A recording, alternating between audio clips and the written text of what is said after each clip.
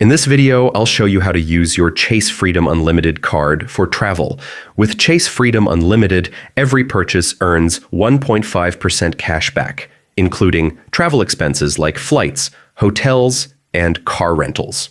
You can also earn 3% cash back on dining and travel booked through Chase Ultimate Rewards in some promotions. Your rewards are automatically added as Chase Ultimate Rewards points, which can be redeemed for travel in multiple ways. You can book flights, hotels, and car rentals directly through Chase Ultimate Rewards or transfer points to travel partners like airlines and hotels to maximize value. There's no annual fee, so it's a great way to earn rewards on everyday spending while planning your trips.